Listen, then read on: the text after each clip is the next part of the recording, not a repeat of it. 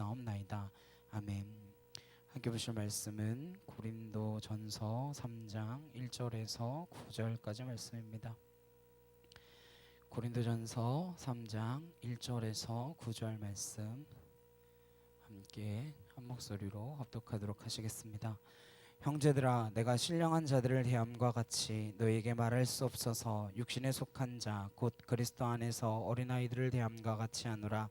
내가 너희를 젖으로 먹이고 밥으로 아니하였노니 이는 너희가 감당하지 못하였음이거니와 지금도 못하리라. 너희는 아직도 육신에 속한 자로다. 너희 가운데 시기와 분쟁이 있으니 어찌 육신에 속하여 사람을 따라 행함이 아니리요. 어떤 이는 말하되 나는 바울에게라 하고 다른 이는 나는 아볼로에게라 하니 너희가 육의 사람이 아니리요. 그런즉 아볼로는 무엇이며 바울은 무엇이냐? 그들은 주께서 각각 주신 대로 너희로 하여금 믿게 한 사역자들이니라. 나는 심었고 아볼로는 물을 주었으되 오직 하나님께서 자라나게 하셨나니 그런즉 심는 이나 물 주는 이는 아무것도 아니로되 오직 자라게 하시는 이는 하나님뿐이니라. 심는 이와 물 주는 이는 한 가지이나 각각 자기가 일한 대로 자기의 상을 받으리라. 우리는 하나님의 동력자들이요 너희는 하나님의 밭이요 하나님의 집이니라. 아멘. 자라게 하시느니 자라게 하시느니 라는 제목으로 함께 말씀을 나누도록 하겠습니다. 우리가 병을 치료하기 위해서 가장 중요한 것은 병의 원인이 무엇인지를 진단받는 것입니다. 진단이 제대로 되지 않으면 치료를 할 수가 없겠죠. 오늘 고린도 교회를 향한 사도 바울의 진단을 사도 바울이 오늘 고린도 교회를 향해서 진단을 내리고 있습니다. 사도 바울이 진단한 것과 고린도 교회 성도들이 자기 자신이 아는 것과는 큰 간격이 있다라는 것을 발견하게 됩니다. 3장 1절에 이렇게 이야기합니다. 형제들아, 내가 신령한 자들을 대함과 같이 너희에게 말할 수 없어서 육신에 속한 자 곧 그리스도 안에서 어린아이들을 대함과 같이 하노라. 3장 전에는 1장하고 2장은 어떤 패턴이었는가 하면, 첫째는 성령이 내주하는, 그러니까 성령이 있는 사람하고 성령이 내주하지 않는, 그러니까 성령이 없는 사람을 구분했습니다.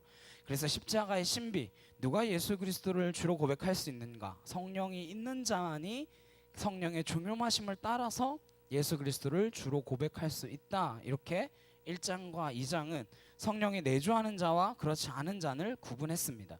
그런데 3장으로 넘어오면서 조금은 다르게 구분을 합니다. 이 성령이 내주하는 자 중에서 성령의 통치를 받는 자와 성령의 통치를 받지 않는 자, 이렇게 구분이 되어집니다. 그 말이 그 말처럼 비슷하게 들리죠. 이거 전혀 다른 이야기입니다. 지금 3장에서 말하는 것은 성령이 내주하는데 성령의 통치를 철저히 받지 않는 연약한 자들에 대한 설명을 하고 있습니다. 여기서 고린도 교회 성도들과 사도 바울 사이의 시각의 차이가 나타나게 되는 것입니다. 고린도 교회는 스스로 어떤 생각을 갖고 있었는가 하면, 우리가 가장 발달한 지혜를 숭상하는 이 시대, 그것도 고린도 그 도시의 시민이 아니냐, 우리에게 조금 더 고상한, 조금 더 진전된 진리를 알려달라라고 하는 요청이 있었습니다.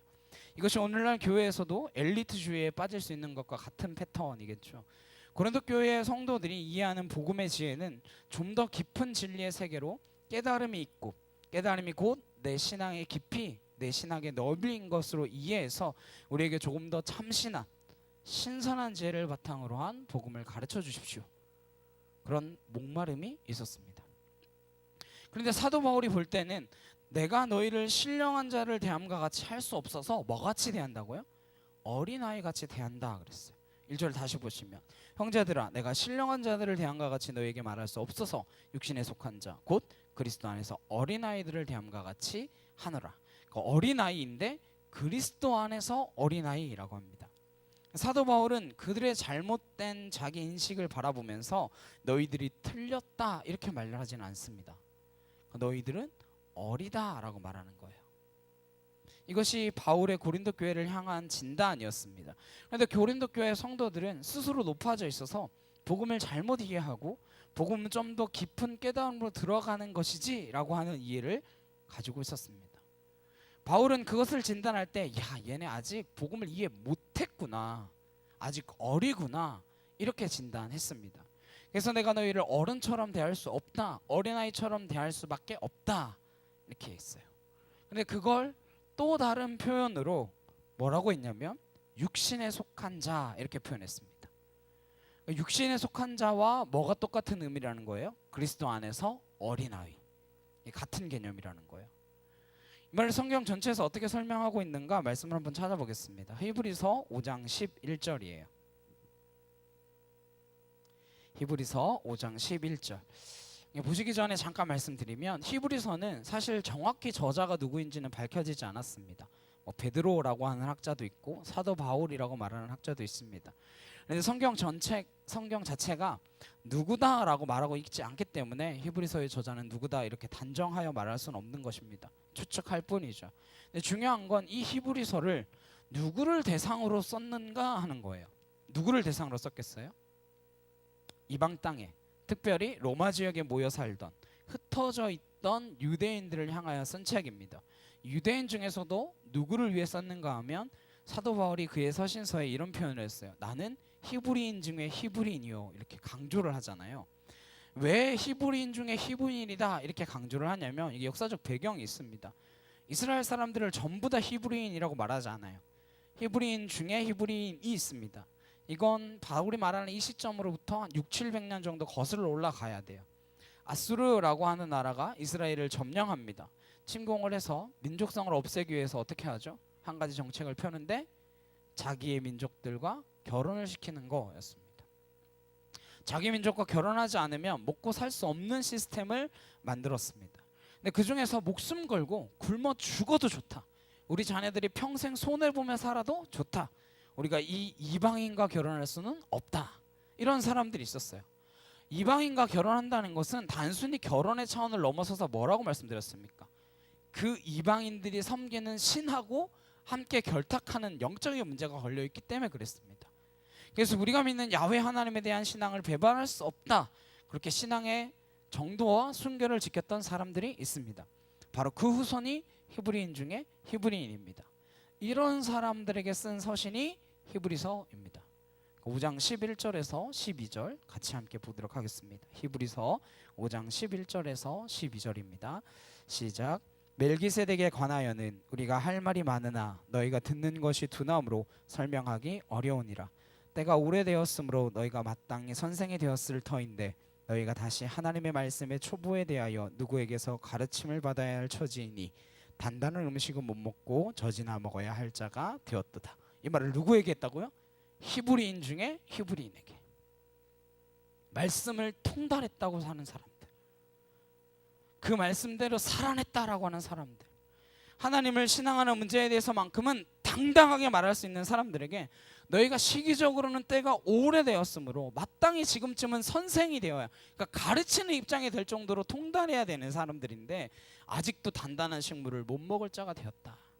음식 문제를 이야기하는 게 아니에요. 나이는 성인이 되었는데 아직도 음식을 소화시킬 수 없다라는 거예요. 왜요? 13절에 이는 젖을 먹는 자마다 어린아이니 의의 말씀을 경험하지 못한 자요. 여기 경험이라는 말이 중요합니다. 천사가 마리아에게 나타나서 1년 후에 내가 아들을 낳으리니 그의 이름을 임마누엘이라 하라 그랬습니다. 그때 마리아의 반응이 어땠나요? 누가복음에 보시면 마리아가 나는 남자를 알지 못하니 어찌 일이 있겠습니까? 이렇게 반응합니다. 그러면서 알지 못한다라고 하는 표현을 써요. 이건 남자를 한 번도 본 적이 없다라는 의미가 아니죠. 경험의 차원의 이야기입니다. 이 경험이라는 것과 마리아가 말하는 알지 못한다라는 것이 같은 의미입니다. 히브리 말은 창세기에 이 경험이라고 말할 때 아담과 하와가 동침하여 가인을 낳았다고 할 때 이 동침이라는 단어가 경험과 같은 개념의 단어입니다. 그러니까 경험이라는 말은 굉장히 친밀한 관계를 나타내는 것이죠. 근데 히브리인들이 얼마나 하나님의 말씀을 잘 외우고 잘 깨닫고 가르치고 하는데 문제는 살아본 적이 없다는 거예요. 언어의 유희, 사고의 유희에 불과하지 삶으로 살아내지 못하는 겁니다. 오늘날 그리스도인 가운데도 이러한 그리스도인이 많습니다. 명분만 그리스도인이에요. 왜 그런가 하면 우리가 얼마나 성경을 많이 읽는가, 얼마나 성경을 많이 아는가, 그것이 신앙의 깊이인 것처럼 착각합니다. 오늘 히브리 기자는 뭐라고 이야기합니까? 그거 아니라는 거예요. 너희가 때가 오래되어서 지금쯤은 마땅히 단단한 음식을 먹어야 될 시기가 되었는데 내가 보니까 젖밖에 못 먹는 어린아이 같다라는 거예요. 어린아이 왜 젖밖에 못 먹어요? 소화를 시킬 수가 없기 때문에. 왜요? 오늘 히브리서 말씀에서는 의의 말씀을 경험하지 못했기 때문이다 이렇게 이야기합니다. 그 말씀을 내 삶으로 실제로 살아내지 못했기 때문인 거예요. 사도 바울이 로마서를 쓰면서 서두에 뭐라고 이야기합니까? 너희가 복음을 다시 들어야 되겠다 이래요. 이게 히브리인들에게 히브리 기자가 선언한 명제와 같은 것이죠. 고린도 교회 성도들도 똑같은 질타를 사도 바울을 통해서 받고 있는 겁니다. 그걸 사도 바울은 육신에 속한 그리스도인이라고 표현했어요. 예수 안 믿는 건 아닙니다. 그럼 육신적인 그리스도인은 뭐냐? 성경에 홍해가 있고 이스라엘 백성들이 그 홍해를 건넙니다. 건너자마자 만난 대적이 있는데 아말렉이라고 하는 대적입니다. 이 아말렉과의 전쟁은 애굽에 그대로 있었으면 만날 이유가 없는 전쟁이었습니다. 그렇죠? 애굽을 떠나지 않았으면 아말렉하고는 싸워야 할 필요가 없어요. 근데 이들이 애굽을 떠나 홍해를 건너서 나왔기 때문에 아말렉과의 전쟁은 피할 수 없는 전쟁이었습니다. 홍해는 건너는 게 무슨 의미를 가지고 있다고 말씀드렸나요? 신약으로 넘어가면 구원을 받아서 넘어가는 거, 구원받는 그 과정을 이야기한다라고 했잖아요. 광야에 나와 가나안을 향해 가고자 하니까 피할 수 없는 전쟁이 아말렉과의 전쟁입니다. 그렇다면 아말렉과의 싸움은 예수 믿기 전의 싸움입니까? 예수 믿고 난 후의 싸움입니까? 믿은 후의 싸움이죠. 근데 우리는 기독교를 어떻게 이해하고 접근하기 시작했습니까? 예수 믿으면 부자 되고 만사 형통하고 성공하고 이런 식으로 기독교를 값싼 기독교로 만들고 말았습니다. 기독교는 이렇게 현세적인 성공이나 우리에게 주려고 현세적인 성취나 우리에게 만들어주려고 하나님께서 만드신 공동체가 아닙니다. 중요한 것은 홍해를 건너 약속의 땅으로 가려고 하면 우리에게 새로운 싸움이 시작된다라는 것이에요. 예수를 믿고 난 다음에도 계속해서 유혹과 시련이 찾아옵니다. 이건 당연한 거예요. 출애굽기 17장에서 하나님께서 그 아말렉과의 전쟁을 이기고 나서 말미에 뭐라고 이야기하시냐면 대대로 싸우리라 하셨다 하였더라. 언제까지요? 언제까지 싸워야겠습니까? 대대로 싸우리라 했는데 천성에 이르기까지죠. 하나님 그 전쟁 하시겠다는 거예요. 그것이 우리 속에 남아있는 육체적인 모습을 인정하는 것입니다. 우리는 잘못된 신앙 습관이 들어있어요. 신앙이 점진적으로 나아가는 것을 모르고 전부 다 빠름. 네. 여기에 중독돼서 신앙도 한 방에 뭔가 이루어야 되는 거, 그런 것처럼 생각합니다. 그리고 그러지 못하면 그냥 그대로 그냥 사는 것처럼. 빠름이 중요한 게 아니라 발음이 중요한 것입니다. 우리가 넘어졌다 일어섰다 넘어졌다 일어섰다 합니다. 그러면서 하나님의 계획하심을 향해 나아가고 있습니다. 근데 우린 그걸 잘 못 봐요. 눈앞에 닥쳐있는 이 상황만을 바라봅니다.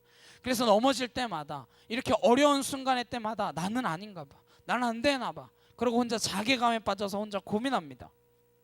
그러다가 때로는 수련회 같은 데 가가지고 은혜를 받았다 그러면서 확 불타올라요. 근데 요즘 굉장히 어렵죠. 수련회도 못하고 뭐 집회도 못하고 아무것도 못하니까. 근데 그런 한방 신앙의 약점을 지금 여실히 보여주고 있는 거죠. 뭐든지 한꺼번에 되는 것은 정상적으로 되는 게 없습니다. 기도 천천히 자라야 성당통을 걷지 않아요. 사도 바울이 왜 고린도 교회 성도들에게 어리다 그랬는가? 틀리다고 단정하지 않았습니다. 교회에서는 그래서 그런 용어를 써서는 안 돼요. 단정하는 말, 예를 들어 결코, 반드시, 절대로, 이건 아직 어린 거예요. 자기 자신 잘 모르는 겁니다. 철이 들고 인생의 깊이를 알아갈수록 그런 표현을 쉽게 쓸 수 없습니다. 언제 어떻게 될지 누가 알겠습니까? 그래서 사도 바울도 틀리다고 말하는 것이 아니라 너희가 아직 어리다. 어린 것은 어떤 가능성을 전제하고 있는 것입니까? 잘한다라고 하는 가능성을 염두에 둔 것입니다. 사도 바울은 무슨 근거로 고린도 교인들을 향해서 어리다라고 했을까? 이유를 설명해요. 고린도전서 3장 2절입니다. 본문 말씀으로 돌아와서 내가 너희를 저주로 먹이고 밥으로 아니하였노니 이는 너희가 감당하지 못하였음이거니와 지금도 못하리라. 3절 너희는 아직 육신에 속한 자로다. 너희 가운데 시기와 분쟁이 있으니 어찌 육신에 속하여 사람을 따라 행함이 아니리요. 바울이 고린도 교회 성도들을 향해서 아직도 너희가 어리다라고 이야기하면서 지적한 게 뭐냐면 너희 속에 시기와 분쟁이 있다라는 것이었습니다. 여기서 시기라는 것은 잘못된 열심을 이야기합니다. 똑같은 말을 로마서 10장에서는 너희가 하나님 앞에 열심을 있으나 지식을 쫓은 게 아니다 이렇게 말씀하고 있어요. 열심 중요합니다. 예수님께서도 열심을 우선적 가치로 여기셨던 분인데 그것보다 중요한 것은 뭐냐면 향방 없이 달리는 것을 지적하셨습니다. 어디가 정확한 목적지인지 모르고 달리는 거예요. 그걸 잘못된 열심이라고 하는 것입니다. 이 세상에 모든 사랑이 용서받을 수 있는 사랑입니까? 이웃집 여자를 사랑하는 것도 사랑 그 자체는 얼마나 숭고한 가치이겠습니까? 근데 뭐가 잘못된 거예요? 방향이 잘못된 거죠. 기독교는 실체이지 기독교는 사고의 유희가 아닙니다. 뜬구름 잡는 이야기를 하는 게 아니에요. 개념의 장난이 아닙니다. 살아있는 진리입니다. 예수 그리스도에 대한 이야기예요. 시기와 분쟁이 있다는 것에 대해서 자세히 이야기하는데 앞에서는 분쟁에 대해서 바울, 아볼로, 게바, 예수 이렇게 4개파로 나뉘어져 있는데 오늘 본문을 보니까 두 사람의 이름만이 등장을 합니다. 4절 함께 보겠습니다. 시작. 어떤 이는 말하되 나는 바울에게라 하고 다른 이는 나는 아볼로에게라 하니 너희가 육의 사람이 아니리요.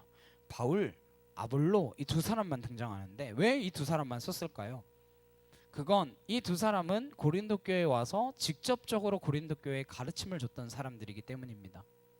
그리고 예수님이나 게바는 간접적인 영향을 주었던 인물이에요. 그래서 두 사람만 이야기하고 있는 겁니다. 고린도 교회에서 이 두 사람 때문에 분쟁이 일어났어요. 지식을 숭상하는 분위기 속에서 그리고 첨단의 도시에서 나름대로 자긍심과 엘리트식을 가지고 있었기 때문에 그들은 아볼로를 추종했습니다. 수사하기에 능통했고 말을 굉장히 잘했고 하나님의 말씀을 굉장히 잘 풀어 설명해 주었거든요. 아볼로에게 열광하는 거야. 반면에 바울은 말이 어눌하고 그래서 자꾸 비교가 되는 거죠. 그런데 바울이 볼 때는 이 비교하는 것이 한심하다는 거예요. 왜 한심하게 보였을까? 자기가 볼 때 이 성도들은 교회에 대한 이해가 없다라는 겁니다. 교회의 주인은 누구십니까? 예수님이 주인이시고 하나님이 주인이십니다. 그래서 사도 바울이 이 분쟁 자체보다도 분쟁이 있는 걸로 봐서는 교회에 대한 무게중심이 하나님께 있는 게 아니라 누구에게 있구나? 사람에게 있구나. 너네 아직 어린애네. 그런 거예요. 교회는 사람의 영향력이 드러나서는 안 되는 것입니다. 오직 하나님의 은혜의 힘만이 작용되는 곳이 교회가 되어야 합니다. 교회의 타락은 목회자의 타락이죠. 목회자의 타락에서 모든 원인이 시작됩니다. 그런데 여기에 상대적으로 동등한 책임을 가지고 계셔야 되는 분들이 바로 여러분입니다. 죄송하지만 같은 책임이 있어요. 절대 교회에서 사람에게 힘을 모아줘서도 안 되고 어떤 사람을 스타로 만들어서도 안 됩니다. 그 이야기를 사도 바울은 어떻게 하느냐? 5절입니다. 함께 읽겠습니다. 시작. 그런즉 아볼로는 무엇이며 바울은 무엇이냐? 그들은 주께서 각각 주신 대로 너희로 하여금 믿게 한 사역자들이니라. 사역자라고 해놓고 어떤 성경에는 아마 각주가 달려 있을 거예요. 각주에 뭐라고 달려 있습니까? 집사들 이렇게 달려 있죠. 그러면 사도 바울이나 아볼로가 집사님이었다는 이야기인가요? 그 이야기가 아니라 집사직이 갖는 직무의 성격을 이야기하는 거예요. 우리는 그런 직무에 해당하는 일을 하는 사람에 불과하다. 이 시대 집사 누가 집사인가요? 무슨 집사인가요? 여기 집사는 주인 식구들이 밥을 먹으면 그 옆에서 시중드는 사람이 집사입니다. 사도 바울과 아볼로가 그런 존재라고 보이니 이야기하고 있는 거예요. 하나님의 교회라는 구조를 이해하실 때 하나님의 우선적인 목적이 교역자일까요? 성도들일까요? 이런 거죠. 배가 있는데 배에 선장이 있고 선원이 있고 승객이 있습니다. 그럼 그 배가 존재하는 이유가 뭔가요? 그 배가 선장을 위해 존재합니까? 그 배가 선원들을 위해 존재해요? 배가 존재하는 목적이 무엇입니까? 승객을 위해서 존재하는 거예요. 그 승객을 위해서 배도 있고 선장도 있고 선원도 있는 겁니다. 이걸 사도 바울이 고린도 교회 성도들에게 깨우쳐 주는 거예요. 왜 도대체 너희들이 양식을 먹고 자라는데 시중들도록 부름받은 종을 중심으로 하여 패거리지고 그 사람을 스타로 만들고 나는 누구파 나는 누구파 이렇게 나뉘어서 왜 교회가 사람이 주인이 되느냐? 그건 교회 아니다. 그러면서 하는 이야기가 아볼로가 누구냐? 바울이 누구냐? 그들은 너희를 위한 사역자, 집사들일 뿐이다. 6절이에요. 함께 보겠습니다. 나는 심었고 아볼로는 물을 주었을 때 오직 하나님께서 자라나게 하셨나니. 사도 바울은 심는 역할을 했어요. 아볼로는 물을 주었습니다. 근데 실질적으로 식물을 자라게 하는 분은 누구십니까? 하나님이라는 거예요. 씨를 심던지 물을 주던지 그 씨의 생명력에 직접적으로 관여할 수가 없습니다. 얼마 전에 제가 해바라기가 너무 예뻐가지고 해바라기를 2그루라고 해야 되나요? 화분 2개 이렇게 사왔어요. 너무 예쁘길래 사올 때 한 송이의 꽃만 활짝 피어 있었는데 한 이틀째 되니까 꽃이 옆에 달려있는 것들도 활짝 폈더라고요. 활짝까지 안 하고 조금 피더라고요. 그래서 와, 잘 자라는구나. 이거 다 자라면 한 5-6송이 되는데 5-6송이의 해바라기 꽃을 볼 수 있겠구나 라고 했죠. 근데 또다시 이틀 정도 지나니까 완전 시들어 버렸어요. 해가 너무 쨍쨍해서 그런 건지 뭔지 직원이 하라고 한 대로 했는데 말라버렸어요. 그 생명이 싹이 나서 자라고 열매를 맺게 하시는 것은 그것을 창조하신 하나님만 자라게 하시는 것입니다. 우리는 말 그대로 그 꽃이 잘 열매를 맺고 자라도록 시중 두는 거예요. 저희 어릴 때 살던 동네에서 하던 말로 시다발이 하는 거예요. 시다발이. 왜 사도 바울이 이렇게 설명하고 있냐? 그때나 지금이나 교회 안에서 사람들이 교역자들을 중심으로 그들을 스타로 만들어가고 사람이 교회 안의 주인이 되어가기 때문에 이렇게 설명하고 있는 거예요. 이것 때문에 교회에 분쟁이 생긴 겁니다. 그러면 물 주는 사람이 더 나은가요? 씨 뿌리는 사람이 더 나은가요? 그런 거 없죠. 씨 안 뿌리면 물 주면 무슨 소용이고, 씨 뿌렸는데 물 안 주면 무슨 소용이에요? 어느 게 더 나은 거 없어요. 똑같은 겁니다. 교회라는 공동체는 유기체이지 조직이 아니라고 했잖아요. 조직이 아니기 때문에 드라이브 가지고 와가지고 야 이거 안 되네? 갈아 끼우고 그러는 거 안 된단 말이에요. 다 회복되고 나을 때까지 다른 유기체적인 생명과 신경과 피가 통하는 다른 지체들이 그것이 회복되기까지 견뎌주고 기다려주고 안아주고 감당해야 되는 몸입니다. 내 오른팔이 다치면 왼팔이 오른팔의 일까지 같이 하면서 버텨내야 돼요. 언제까지? 오른팔이 나을 때까지. 이게 조직과 유기체의 차이입니다. 몸이 있는데 왼팔이 나은가 오른팔이 나은가, 이런 건 비교 자체가 잘못된 접근 아닙니까? 교회라는 논리와 이해가 부족하니까 고린도 교회 성도들은 아볼로가 낫냐 바울이 낫냐 논쟁 벌이며 싸우고 있는 거예요. 이걸 사도 바울이 지적한 겁니다. 7절 함께 보겠습니다. 시작. 그런즉 심는 이나 물 주는 이는 아무것도 아니로되 오직 자라게 하시는 이는 하나님뿐이니라. 9절도 함께 보겠습니다. 우리는 하나님의 동력자들이요 너희는 하나님의 밭이요 하나님의 집이니라. 약간 오해할 소지가 있어요. 우리는 하나님의 동력자들이요 그러면 사도 바울이나 아볼로가 하나님과 같은 급이냐, 그 이야기가 아니라 하나님의 동력자라고 하는 표현은 하나님의 권위 아래에 있는 같은 종일 뿐이다. 이걸 이렇게 표현한 거예요. 심는 사람이나 물 주는 사람이나 일의 가치는 차이가 있다 없다? 없다 그 말이에요. 교회에 담임 목사, 부목사 이렇게 있는데 하나님의 일을 하는 데 있어서는 똑같다 그 말이에요. 똑같습니다. 그건 여러분들이 일하는 데 있어서도 비교할 성격이 그리스도 안에서는 없는 거예요. 왜? 하나의 몸을 이루는 관계이기 때문에 그렇습니다. 그래서 하나님의 동력자라고 하는 표현은 하나님의 권위 아래에 있는 같은 종일 뿐이다. 그러면서 뭐라고 이야기합니까? 너희는 하나님의 밭이요 하나님의 집이니라. 여러분은 하나님의 집입니다. 우리는 하나님이 거하실 집입니다. 그 집을 지어가기 위해서 돌 쌓는 사람도 있어야 되고, 그걸 바르는 사람도 있어야 되고, 바닥 까는 사람도 있어야 되고, 페인트 칠하는 사람도 있어야 돼요. 하나님께 부름받아 하나님의 집을 만들어가기 위해 쓰임받고 부름받은 사람들입니다. 서로 소중한 관계입니다. 교역자들도 자기 위치를 이탈하면 안 되고 성도들도 자기 위상에 맞는 역할을 해야 하는 거예요. 그래야 건강한 공동체가 되어줄 수 있습니다. 저 여러분이 각자의 자리에서 각자의 위치에서 맞는 역할을 감당해 나아감으로 사람이 스타가 되지 않고 교회가 하나님의 교회가 되어질 수 있는 거룩한 공동체 되기를 주님의 이름으로 축원합니다. 함께 기도하시겠습니다. 사랑과 능력의 주님 감사합니다. 하나님 우리의 힘으로 할 수 없는 것 주님이 하게 하시고 주님이 일하시며 내가 하는 것 아니라 나는 도구로 쓰임 받을 뿐임을 기억하게 하시고, 내가 씨를 뿌렸던지 내가 물을 주었던지 나는 단지 쓰임 받았을 뿐이며 자라게 하시는 분은 오직 한 분 하나님뿐임을 기억하며 사람이 높아지지 않고 사람이 나아가지 않고 사람의 이름이 드러나지 않으며 오직 예수 그리스도의 이름만이 나타나 보여지며 증거되어지는 거룩한 공동체가 되어질 수 있도록 잠빛교회를 축복하여 주시옵소서. 아름다운 공동체 만들어가는 거룩한 자녀들이 되어지기를 간절히 소망하며 예수 그리스도의 이름으로 기도드렸사옵나이다.